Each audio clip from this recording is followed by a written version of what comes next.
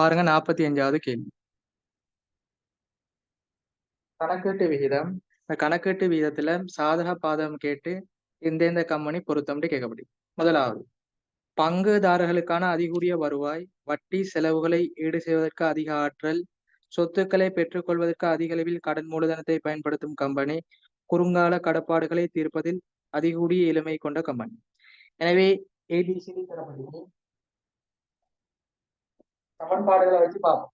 முதலாவது ஏ, பங்குதாரர்களுக்கு அதிகூடிய வருவாய்ண்டா இதுல தரப்பட்ட ஆன்சர் கடன் உரிமை விகிதம், வட்டி காப்பு விகிதம், உரிமை மீதான திரும்பல், விரைவு. அப்போ உரிமை மீதான திரும்பல்ல தான் ஒரு வருவாய் உழைக்கப்படும். அப்ப உரிமை மீதான திரும்பல் வீதம் எங்க கூடுதலா காணப்படுதோ அங்கதான் கூட வருவாய் வரும். எனவே முதலாவது இதுல நான் பார்க்க வேண்டிய விஷயம் உரிமை மீதான திரும்பல் வீதம். இந்த உரிமை மீதான திரும்பல் வீதம் எங்க கூட காணப்படுதோ அங்கதான் கூட வருவாய் உழைக்கப்படும். எனவே உரிமை மீதான திரும்பல் வீதம் பாருங்க RQ. அதுல எங்க கூடுதலா காணப்படுது 25 வீதம் ஆறுல. எனவே முதலாவது ஆன்சர் ஆர். இரண்டாவது பாருங்க, வட்டி செலுத்தக்கூடிய ஆற்றல். வட்டி காப்பு விகிதத்தை வச்சு பார்க்கணும். வட்டி காப்பு விகிதம்.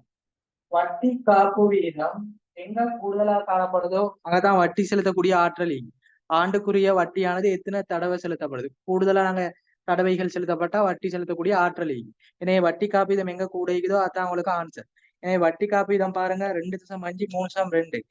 எனவே கியூ கம்பெனி அதான் கூடுதலா காணப்படுது. அடுத்து சிய பாருங்க, சொத்துக்களை பெற்றுக்கொள்ளும் அதிக அளவில் கடன் மூலதனத்தை பயன்படுத்தும் கம்பெனி. கடன் மூலதனம், கடன் உரிமை விகிதம், கடன் மூலதனத்தின் கீழ் உரிமை மூலதனம் தரநூறு அல்லது சும்மா போனோம். கடன் மூலதனத்தின் கீழ் உரிமை மூலதனம். இதுல பாருங்க, கடன் மூலதனம் அதிகரித்தா ஆன்சர் அதிகரிக்கும், கடன் மூலதனம் குறைஞ்சா ஆன்சர் குறையும். உரிமை மூலதனம் அதிகரித்தா ஆன்சர் குறைவடையும், உரிமை மூலதனம் குறைஞ்சா அதிகரிக்கும். எதிர்கணைய தொடர்பும் நேர்கணைய தொடர்பு.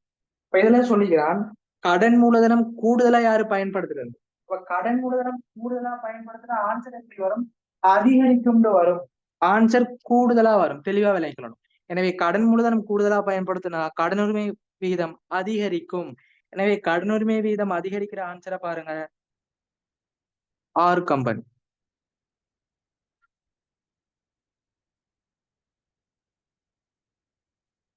இறுதியா பாருங்க டி, குறுங்கால கடப்பாடுகளை தீர்ப்பதில் அதிகூடிய எளிமை கொண்ட கம்பெனி. குறுங்கால கடப்பாடுனா என்ன, விரைவு விகிதம். விரைவு விகிதம் கூடுதலா இருந்தா குறுங்கால கடப்பாடு கூடுதலா தீர்க்கப்படும். எனவே விரைவு விகிதம் அல்லது நடப்பு விகிதம் அல்லது நடைமுறை சொத்து விகிதம் இப்படி சகல விடயங்களும் வரும். எனவே விரைவு விகிதம் எங்க கூட பாருங்க 0.8 1.2. எனவே ஆன்சர் கியூ கம்பம். சொல்லப்பட்ட விஷயத்துக்கு விகிதங்கள் எங்க அதிகமாகிதோ அதுதான் ஆன்சர். எனவே முதலாவது ஆர் கம்பெனி, இரண்டாவது கியூ கம்பெனி, மூன்றாவது ஆர் கம்பெனி, நான்காவது கியூ கம்பெனி எழுதிக்கோங்க. இப்படி வித்தியாசமான முறையில கணக்கீட்டு விதத்துல கேள்வி வரலாம்.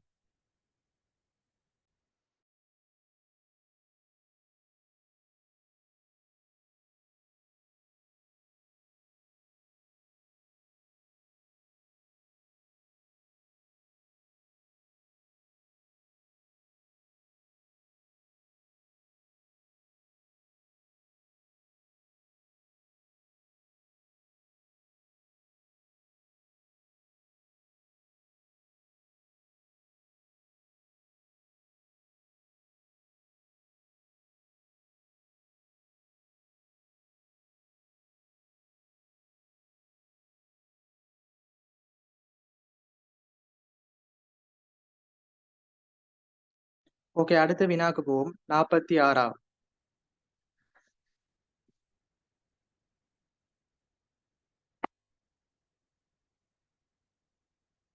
46வது பாருங்க, முன்பல் வாங்கல் தரப்படுத்தி அதன் காரணமாக இந்த விகிதங்களை அதிகரிக்குமா குறையுமா மாற்றம் இல்லையான்னு கேள்வி.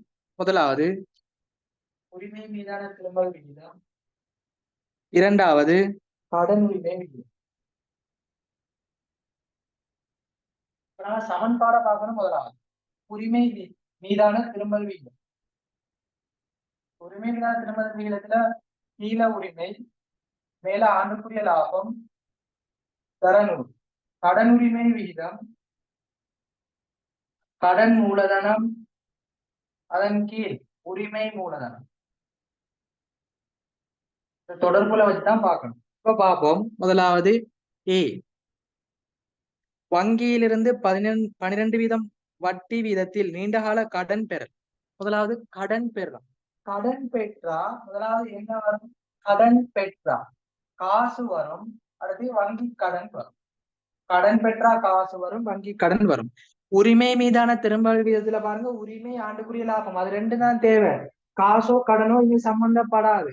எனவே முதலாவது மாற்றம் இல்லை.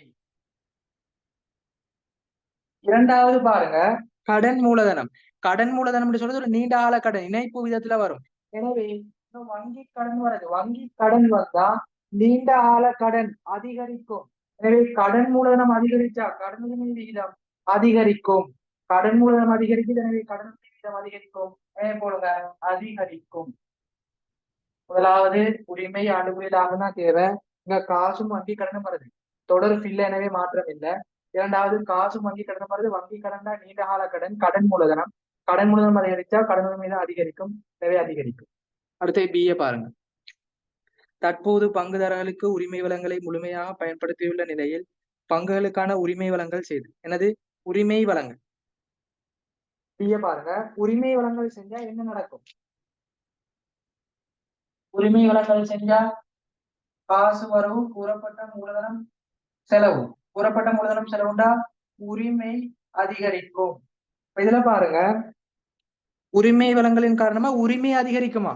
அப்ப உரிமை அதிகரிச்சா பாருங்க, உரிமை கீழே வருது அதிகரிச்சா, எதிர்கணிய தொடர்பு கீழே வருது அதிகரிச்சா உரிமை மீதான திரும்பல் வீதம் குறைவடையும். உரிமை அதிகரிக்குது, கீழே வரது அதிகரிச்சா உரிமை மீதான திரும்பல் வீதம் குறைவடையும், குறையும். அதே போல பாருங்க, கடன் உரிமை வீதத்திலையும் உரிமை மூலதனம் சம்பந்தப்படுது. அப்ப உரிமை அதிகரிச்சா கடன் உரிமை வீதம் குறைவடையும், எனவே போடுங்க குறையும். எனவே டிரெக்டா ஆன்சரை போவோம். திருப்பி பாருங்க, உரிமை அதன் மேல் ஆண்டுக்குரிய லாபம், கடன் மூலதனத்துக்கு கீழ் உரிமை. இது வாரதை மட்டும்தான் தொடர்புபடுத்தி பார்க்கணும். மேல வாரது நேர்கணியம், கீழே வாரது எதிர்கணியம். அதிகரிச்சா அதிகரிக்கும், குறைஞ்சா குறையும், அதிகரிச்சா குறையும், குறைஞ்சா அதிகரிக்கும். முதலாவது காசும் வங்கி கடன் வருது, இங்க தொடர்பில் மாற்றம் இல்லை. வங்கி கடன், கடன் மூலதனம் அதிகரிக்குது, எனவே அதிகரிச்சா அதிகரிக்கும், எனவே அதிகரிக்கும் ஆன்சர். அடுத்து உரிமை வழங்கல் காரணமா கூறப்பட்ட மூலதனம் அதிகரிச்சா உரிமை அதிகரிக்கும். உரிமை அதிகரிச்சா பாருங்க, உரிமை கீழே வருது, எனவே அதிகரிச்சா குறைவரையும் குறையும். அதே போல இரண்டாவது உரிமை மூலதனம் அதிகரிச்சா கீழே வருது, அதிகரிச்சா குறையும் குறையும். எழுதிக்கோங்க.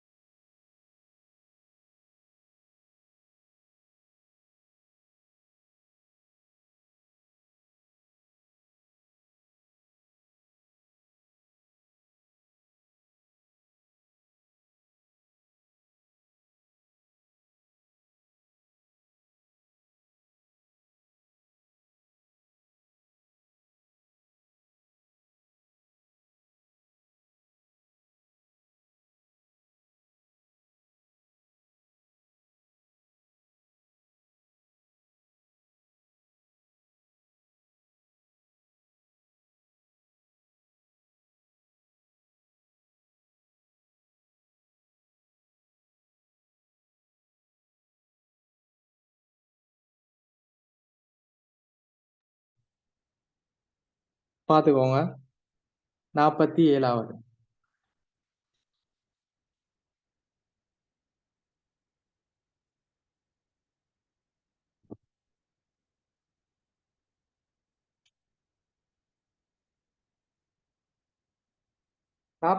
வினா, மேந்தலை பயிறு கூட்டு.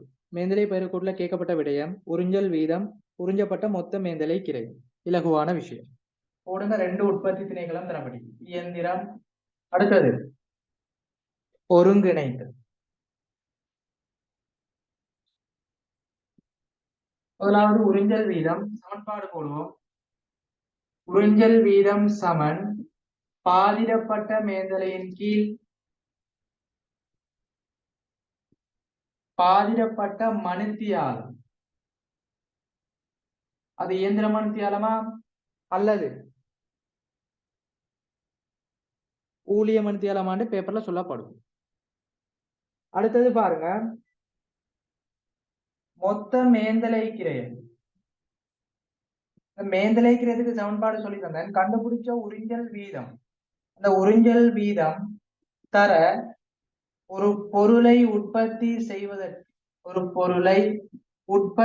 செய்வதற்கு பயன்படும் அல்லது தேவைப்படும் மணித்தியாலம். நாங்க உறிஞ்சல் வீதத்துல கண்டுபிடிக்கிறது ஒரு மணித்தியாலத்துக்கான உறிஞ்சல். இது மொத்த மணித்தியாலத்துக்கான உறிஞ்சலை போட்டா மொத்த மேந்தலை கிரயம் வரும். இங்க பாதிரப்பட்ட மேந்தலைன்னு சொல்றது இரண்டாம் கட்ட பகிர்வுக்கு பிறகு வார மேந்தலை. இதையும் தெளிவா விளைக்கும். முதலாவது உறிஞ்சல் வீதம் தான் பாதிரப்பட்ட மேந்தலைக்கு பாதிரப்பட்ட மணித்தியாலம், அது இயந்திரமா ஊழியமாட்டு தருவான். மொத்த மேந்தல் தான் உறிஞ்சல் வீதம் தர ஒரு பொருளை உற்பத்தி செய்வதற்கு பயன்படுத்தப்பட்ட மணித்தியாலம். இப்ப ஆன்சருக்கு போகும், ரெண்டு திணைக்களத்துக்கும் தனித்தனியே பெருக்கி எடுப்போம். தரப்பட்ட தரவு அளவொன்றுக்கான உறிஞ்சப்பட்ட மேந்தலை 300 100. பொருளொன்றை உற்பத்தி செய்வதற்கு மணித்தியாலங்கள் எண்ணிக்கை, வேலை செய்த மொத்த மணித்தியாலம். ஓகே, மேந்தலை உறிஞ்சல் வீதம் மணித்தியாலம் ஒன்று கொண்டு கேட்டீங்க. ஓகே, பாப்போம். அளவொன்றுக்கு உறிஞ்சப்பட்ட மேந்தலை கிரயம், இதுல சொல்லி ஒரு அலகுக்கான மேந்தலை கிரயம் தந்துக்கிறாங்க. எப்படி? ஒரு அலகுக்கான மேந்தலை கிரயம்.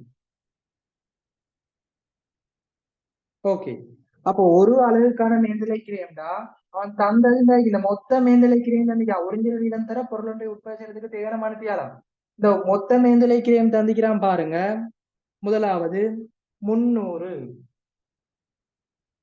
இயந்திர பகுதி. இரண்டாவது பாருங்க ஒருங்கிணைத்தல், அதே பெருமதி தரப்பட்டிக்கு 100.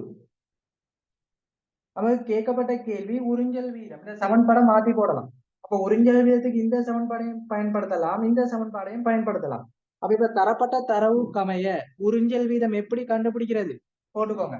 தரப்பட்ட தரவு கமைய உறிஞ்சல் வீத சமன்பாடு அந்த மொத்த மேந்தலையின் கீழ் அளவொன்றுக்கான மொத்த மேந்தலையின் கீழ் பொருளை உற்பத்தி செய்வதற்கு பயன்படும் மணித்தியாலம். சமன்பாடம் மாத்தி போடும். சரியா? மொத்த மேந்தலை அளவொன்றுக்கான மேந்தலையின் கீழ் பொருளை உற்பத்தி செய்வதற்கு பயன்படுத்திய மணித்தியாலம். அப்ப மேந்தலை தரப்பட்டிக்கு பாருங்க 300, அடுத்தது 100. பொருளை உற்பத்தி செய்வதற்கு பயன்படுத்திய மணித்தியாலம் பாருங்க தரப்பட்டிக்கு பொருளொன்றை உற்பத்தி செய்வதற்கு தேவையான மணித்தியாலம் 3 2. இப்ப பிரிச்செடுத்தோம்னா ஆன்சர். எனவே முதலாவதுக்கு 3, இரண்டாவதுக்கு 2. எனவே உறிஞ்சல் வீதம் இயந்திர மணித்தியாலத்துக்கு, இயந்திர திணைக்களத்துக்கு உறிஞ்சல் வீதம் போடுங்க 100 ரூபாய். ஒருங்கிணைகளை போடுங்க 50 ரூபாய். எனவே முதலாவது ஆன்சர் ஓகே. தம்பி பாதிரப்பட்ட மேந்தலைய பாதிரப்பட்ட மத்தியாலத்துல பிரித்து கண்டுபிடிக்கலாம். அதுக்கு தரவு தர இல்லை. 2000 சமன்பாடு மொத்த மேந்தலை கிரயம் எப்படி கண்டுபிடிக்கலாம்? உறிஞ்சல் வீதம் தர ஒரு பொருளை உற்பத்தி செய்வதற்கு பயன்படுத்திய மணித்தியாலம். அந்த சமன்பாடை வச்சு உறிஞ்சல் வீதமும் கண்டுபிடிக்கலாம். அதை மாத்தி போட்டா மொத்த மேந்தலையே பொருளை உற்பத்தி செய்யற மணித்தியாலத்தால பிரிச்சா உறிஞ்சல் வீதம் வரும், இந்த விஷயம் வரும். எனவே அந்த சமன்பாடை போட்டு கண்டுபிடிப்போம்.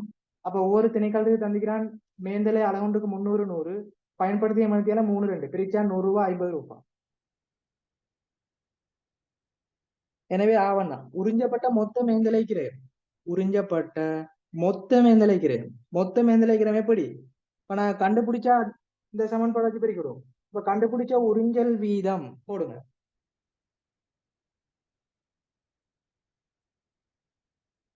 100 ரூபாய். அடுத்த உறிஞ்சல் வீதம் 50 ரூபாய். இங்க கேட்டீங்கன்னா மொத்த மேந்தலை வீதம். அப்ப மொத்தமாக காணப்பட்ட மணித்தியாலத்தால பெருக்கிவிடணும். எனவே மொத்த வேலை செய்த மணித்தியாலம் 5000 6000. அது அப்படி போடும். 5000 6000 பெருக்கி எடுத்தோம்னா உறிஞ்சப்பட்ட மொத்த மேந்தலை கிரயம் வரும். எனவே 100 தர 5000, 50 தர 6000. எனவே ஆன்சர் போடுங்க. முதலாவது 5 லட்சம், இரண்டாவது 3 லட்சம்.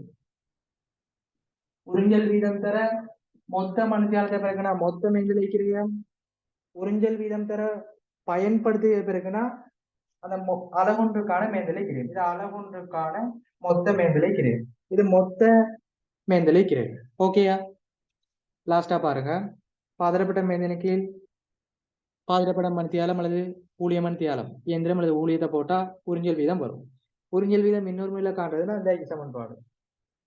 ஒரு பொருளை உற்பத்தி செய்வதற்கு தேவையான அந்த அலகுக்கான மேந்தலைய பொருளை உற்பத்தி செய்வதற்கு தேவையான மணித்தியாலத்தால பிரிச்சா உறிஞ்சல் வீதம் வரும். எனவே அந்த சமன்பாடை போறோம்.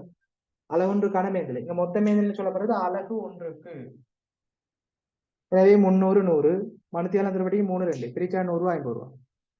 அடுத்த இதுல படி மொத்த மேந்தலை உறிஞ்சல் வீதம் தர மொத்த மணித்தியாலம் படி பெருக்கி கொடுங்க, மொத்த மேந்தலை வரும். எனவே 100 தர 5000 50 தர 6000 5 லட்சம் 3 லட்சம். எனவே ஆன்சர் போடுங்க 100 50 5 லட்சம் 3 லட்சம்.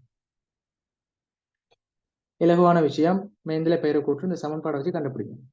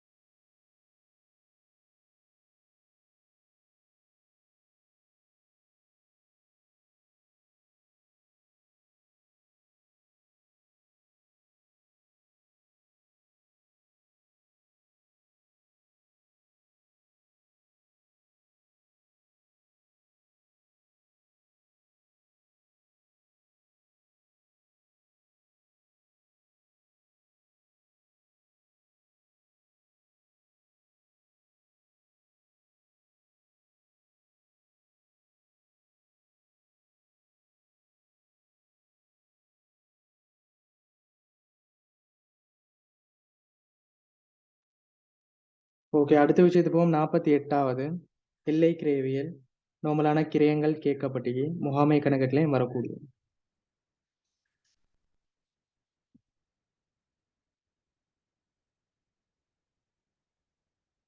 அடுத்தது பாருங்க, முகாமை கணக்கெட்டு உற்பத்தி கிரைய கூற்று எல்லை கிரேவியல் எல்லாத்தையும் தொடர்பான விஷயம். கேட்கப்பட்ட கேள்வி பின்வருவனவற்றை கணிப்பீடு செய்யும். அலகொன்றுக்கான உற்பத்தி கிரையம் மொத்த கிரையம் மாறும் கிரையம். அடுத்தது 6000 அலகுகள் செயற்பாட்டு மட்டத்தில் நிலையான கிரையம். முதலாவது ஆனாவை பாருங்க, சமன்பாடுகளை போடுவோம். இதுல முதலாவது தரப்பட்ட தரவு இந்நிறுவனம் அடுத்த நிதியாண்டுக்கான பாதிரப்பட்ட செயற்பாட்டு மட்டம் 10,000. அலகொன்றுக்கான விற்பனை விலை 100. மூலக்கிரயம் எல்லாம் மாறும் கிரயங்களாகும். அலகொன்றுக்கான மாறும் கிரயம் உற்பத்தி மேந்தலை விற்பனை முகவர் தரகு. அலகொன்றுக்கான நிலையான கிரயம் அலகொன்றுக்கான உற்பத்தி எல்லாம் மேந்தலை கிரயம். ஓகே, முதலாவது கேட்கப்பட்டது என்னது? உற்பத்தி கிரயம்.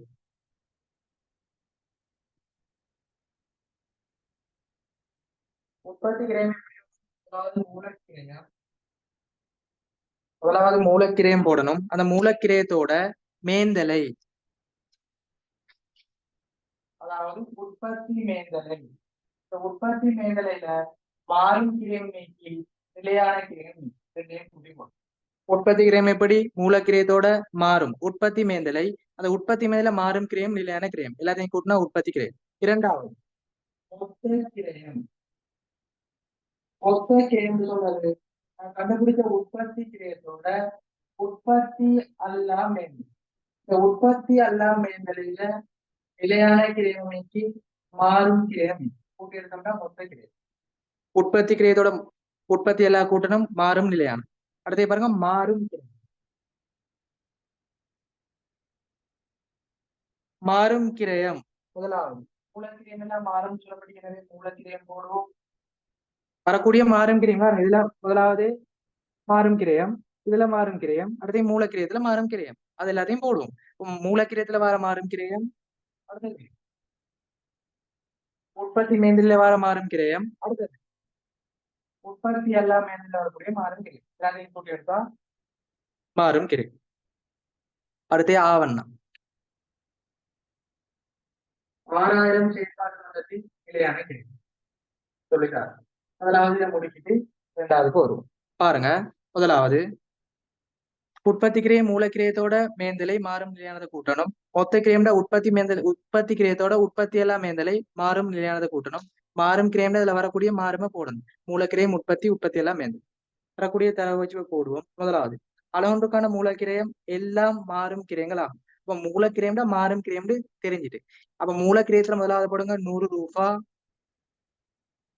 சாரி, மூலக்கிரயத்துல போடுங்க 20 ரூபா. 20 அனைத்துமே நான் மாறும் கிரயத்துல போடுங்க 20 ரூபா. எப்படி மூலக்கிரயத்துல 20 போடுங்க, மூலக்கிரயம் முழுமையா மாறும் கிரயமா, எனவே மாறும் கிரயத்துல போடுங்க மூலக்கிரயம் 20 ரூபா. இரண்டாவது அளவுண்டுக்கான மாறும் உற்பத்தி மேந்தலை கிரயம். உற்பத்தி மேந்தலை கிரயம் 15 ரூபா. அப்ப உற்பத்தி மேந்தலை போடுங்க 15 ரூபாய். இது அனைத்தும் மாறுமா, எனவே மாறும் உற்பத்தி மேந்தலை போடுங்க 15 ரூபாய். அடுத்தது பாருங்க, விற்பனை முகவர் தரகு அதை கேட்டும். அடுத்தது வாங்க, அழகுண்டுக்கான நிலையான உற்பத்தி மேந்தலை. உற்பத்தி மேந்தலையில நிலையானது 12 ரூபாய் போடுங்க. நிலையானது 12 ரூபாய். உற்பத்தி மேந்தலையில நிலையானது. அடுத்தது அழகுண்டுக்கான நிலையான கிரயம் உற்பத்தி அல்ல 18 ரூபாய். உற்பத்தி அல்லா மேந்தலையில நிலையான கிரயம், உற்பத்தி அல்லா மேந்தலை நிலையான கிரயம் 18 போட்டுட்டோம். முதலாவது மூலக்கிரயம் 20, இது அனைத்தும் மாறும் கிரியமா போட்டுட்டோம்.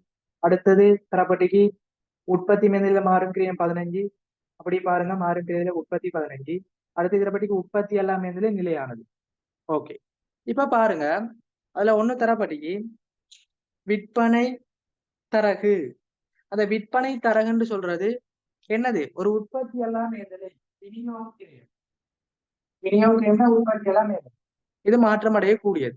எனவே விற்பனை விலையில 5% கண்டுபிடிக்கும். விற்பனை விலை பாருங்க 100, 100க்கு 5%, அதான் சொல்லுவோம் உற்பத்தி எல்லாம் மாறும் கிரயம்.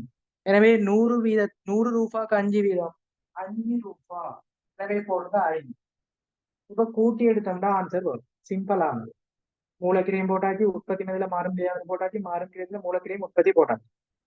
அடுத்தது மொத்த கிரியம்ல உற்பத்தி கிரியத்தோட உற்பத்தி எல்லாம் மேந்தலை, உற்பத்தி எல்லாம் நிலையானது போட்டோம். மாறும் கிரியம்னா அந்த விற்பனை தரகு போட்டோம். அதே விற்பனை தரகு கீழே போடுங்க, மாறும் கிரயம் உற்பத்தி எல்லாம் மாறும் கிரயம். கூட்டி எடுப்போம். முதலாவது உற்பத்தி கிரியத்தை பாருங்க, 20, 15, 12 கூட்டினா 47. இரண்டாவது மொத்த கிரயம் உற்பத்தி கிரயம் எப்படி போடுங்க 47, அதோட 18, 5 கூட்டி எடுத்தா 70 ரூபாய். அடுத்தது பாருங்க, மாறும் கிரயம் எல்லாத்துலயும் மாறும் கிரயம், மூலக்கிரயம் உற்பத்தி எல்லாம் மேந்தல் கூட்டி எடுத்தோம்னா 40.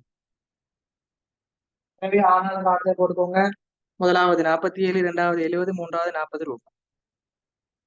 சரியா, சிம்பிளான விஷயம். அடுத்ததுக்கு வருவோம். 6000 செயற்பாட்டு மட்டத்தில் பாருங்க, 6000 அலகுகள் செயற்பாட்டு மட்டத்தில் அலகொன்றுக்கான நிலையான கிரயம். பாருங்க, அலகொன்றுக்கான நிலையான கிரயம் எப்படி கண்டுபிடிக்கிறதா, மொத்த டிஎஃப்சி மொத்த நிலையான கிரயத்தை அலகுட எண்ணிக்கையால பிரிக்கணும். மொத்த நிலையான கிரயத்தை அலகுட எண்ணிக்கையால பிரிக்கணும். ஒண்ணு தெளிவா விளங்கிக்கோங்க, நிலையான கிரயம் எஃப்சி சொல்றது எப்பொழுதும் மாற்றம் அடையாது. சரியா, நிலையான கிரயம் மாற்றம் அடையாது. மொத்தத்துல அதே பெருமை தான் காணப்படும். 6000 அலகுகளையும் அதுதான் நிலையான கிரயம், 10,000 அலகுகளையும் அதுதான் நிலையான கிரயம். அப்ப நமக்கு முதலாவது தரப்பட்டது 10,000 அலகுல நிலையான கிரயம். அப்ப முதலாவது 10,000 அலகுல எஃப்சியை கண்டுபிடிச்சி அந்த 10,000 அலகுலையும் 6,000 அலகுலையும் எஃப்சின்னு சொன்னது என்ன, 6,000 10,000 அலகுலையும் எஃப்சின்னு சொன்னது சமன். அப்ப நாங்க என்ன செய்யணும், மொத்த நிலையான கிரயத்தை அலகுல எண்ணிக்கையால பிரிக்கணும். முதலாவது எஃப்சி தெரியணும். நமக்கு 10,000 அலகுல எஃப்சி கண்டுபிடிக்க விடயம் தந்திக்கான்.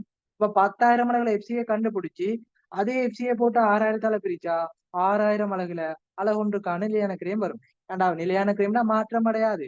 10,000லயும் அதுதான் நிலையான கிரயம், 6,000லயும் அதுதான் நிலையான கிரயம்.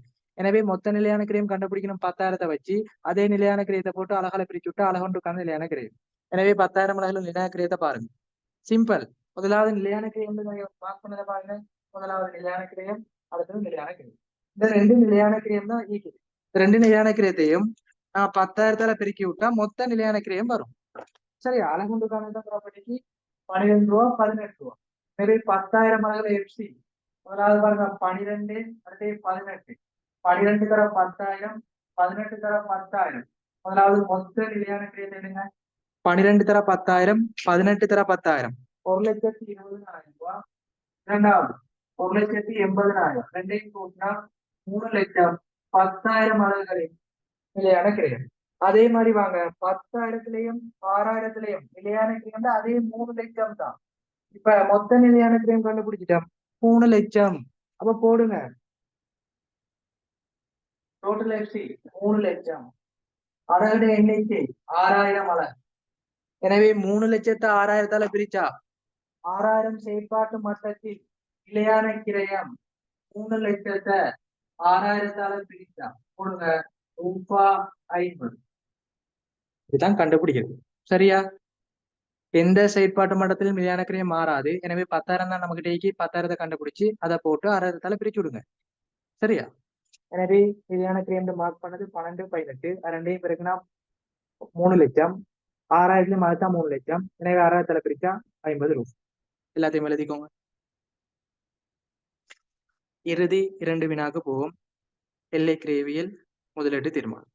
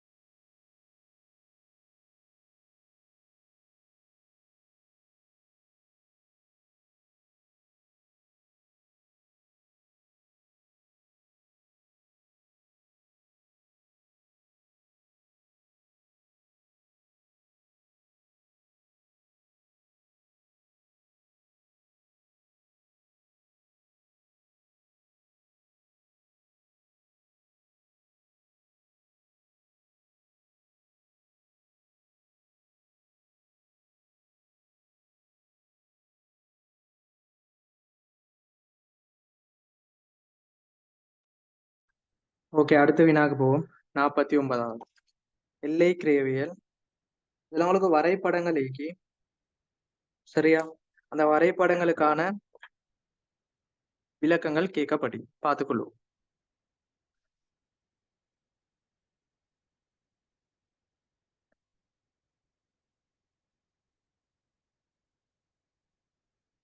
அடுத்தது உங்களுக்கு ஒரு மாடல் பேப்பர் செய்வேன். அதுல இன்ஷால்லா வரைபடங்கள் தொடர்பான பூரண விளக்கம் சொல்லித்தாங்க. 49வது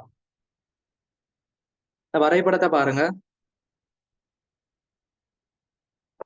லாபம் அல்லது நட்டம். பாருங்க, லாபம் அல்லது நட்டம். இதுல பாருங்க அலகு.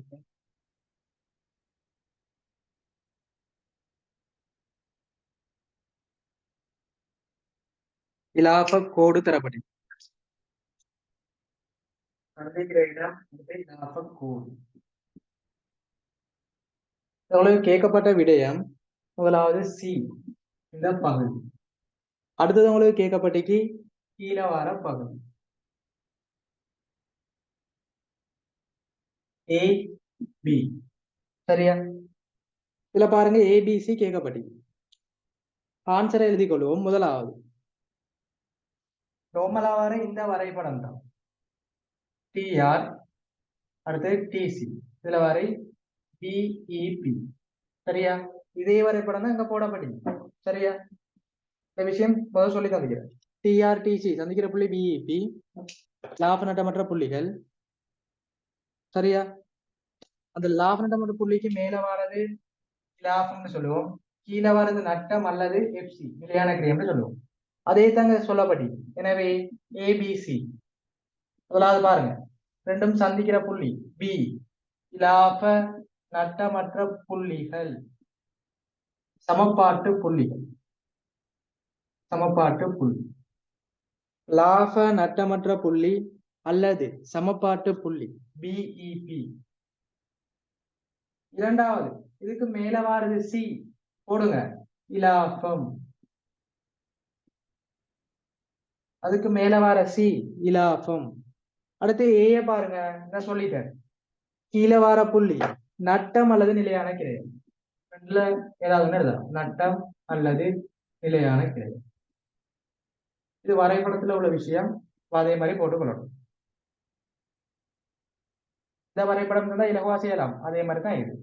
இரண்டு கோடுகளும் சந்திக்கிற இடம் பிஇபி, அதுக்கு மேல வர லாபம், கீழே வரது நட்டம். எனவே சந்திக்கிற புள்ளி சமபாட்டு புள்ளி லாபம் புள்ளி, அதுக்கு மேல வரது லாபம், கீழே வரது நட்டம் அல்லது நிலையான கிரயம். எழுதிக்கோங்க. அடுத்த இறுதி கேள்வி போவோம், முதலீட்டு தீர்மானம்.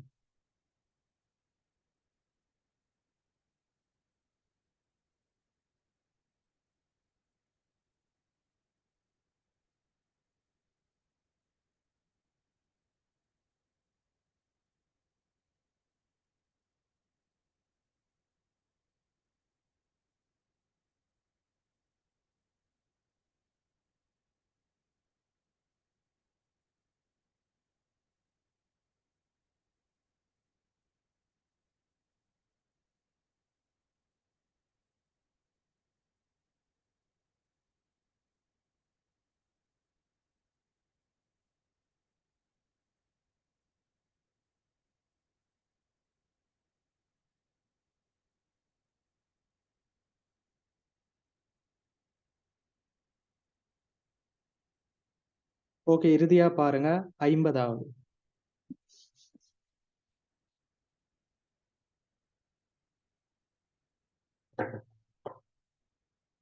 முதலீட்டு தீர்மானம். ஆரம்ப காசு வெளிப்பாய்ச்சலும் எதிர்பார்க்கப்படும் வருடாந்த தேறிய காசு உட்பாய்ச்சலும்.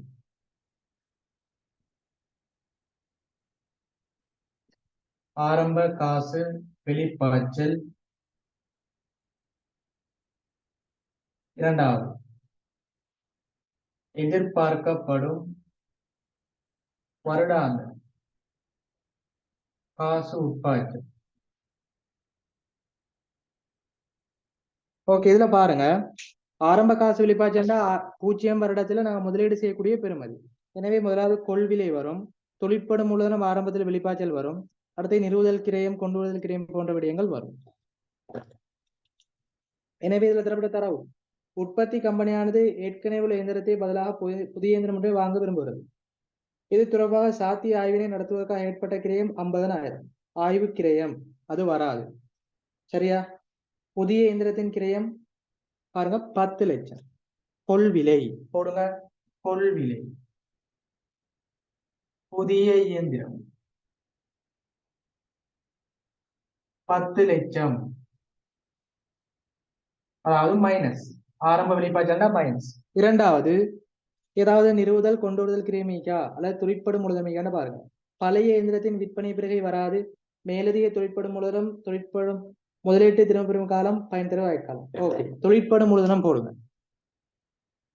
தொழிற்படும் மூலதனம். இது ஆரம்பத்துல வெளிப்பாய்ச்சல் சொல்லித்தாங்க. எனவே 2 லட்சம். எனவே ரெண்டையும் கூட்டினா ஆரம்ப வெளிப்பாய்ச்சல் 1200. ஆரம்ப காசு வெளிப்பாய்ச்சல் 1200. எனவே ஆனாக்கு போடுங்க 12 லட்சம். சரியா? மைனஸ் பண்ணி காட்ட தேவையில்லை, நம்மளா 12 லட்சம் போடலாம். ஆரம்ப காசு வெளிப்பாய்ச்சல், அதாவது மைனஸ் தான் வரும். நீங்க நம்மளா ஆன்சர் போடுங்க 12 லட்சம். இரண்டாவது பாருங்க, நமக்கு இதுல ஒரு விஷயம் தந்துகிறான், பிபிபி முதலீடு திரும்ப பெறும் காலம் 3 வருடங்கள் சொல்லுங்க. அதாவது முதலீட்டின் கீழ் வருடாந்த தேறிய காசு பாய்ச்சல், அதாவது பிரிச்சா பிபிபி வரும். ஓகே, எதிர்பார்க்கப்படும் வருடாந்த காசு உட்பாய்ச்சல் எப்படி கண்டுபிடிக்கிறது? வெளிப்பாய்ச்சல்ல இருந்து உட்பாய்ச்சலை கழிச்சா ஆரம்ப தேறிய காசு பாய்ச்சல் வரும். வெளிப்பாய்ச்சல்ல இருந்து உட்பாய்ச்சலை கழிச்சா ஆரம்ப தேறிய காசு பாய்ச்சல் வரும். இல்ல பாருங்க, வெளிப்பாய்ச்சல் தரப்படிக்கு 12 லட்சம். உட்பாய்ச்சல் ஏதாவது இருக்கான்னு பாருங்க.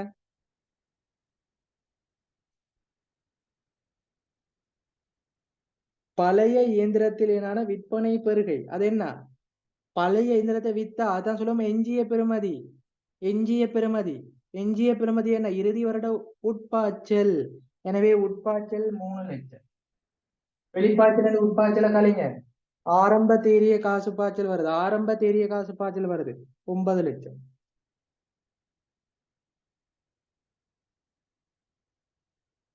ஆரம்ப முதலீடு. இதான் என்னது? ஆரம்ப முதலீடு. அப்ப தெளிவா விளைவிக்கோங்க. ஆரம்ப முதலீடு எவ்வளோ? 9 லட்சம். ஆன்சர் 3 வருடங்கள். அப்போ வருடாந்த தேறிய காசு பாய்ச்சல் என்ன? அதுதான் கேட்கப்பட்டீங்க. சிம்பிளா கண்டுபிடிக்கலாம். நம்ம இங்க பாருங்க, ஆரம்ப காசு வெளிப்பாய்ச்சல்னா கொள்விலை தொழிற்படும் மூலதனம் கூட்டி விட்டா 12 லட்சம் முடிஞ்சு. அடுத்து எப்படி எதிர்பார்க்கப்படும் வருடாந்த காசு உட்பாய்ச்சல். நமக்கு இன்னைக்கு தந்திக்கிறான் ஒரு விஷயம், முதலீடு திரும்ப பெறும் காலம்.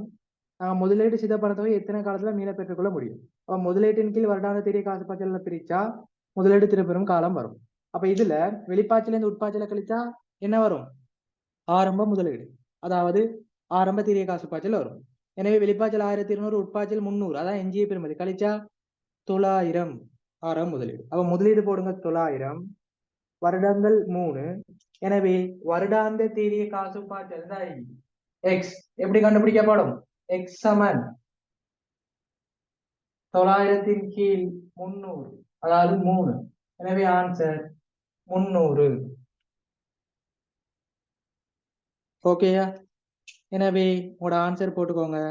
3 லட்சம் ரூபாய் எதிர்பார்க்கப்படும் வருடாந்த தேறிய காசு உட்பாய்ச்சல் 300 ரூபாய்.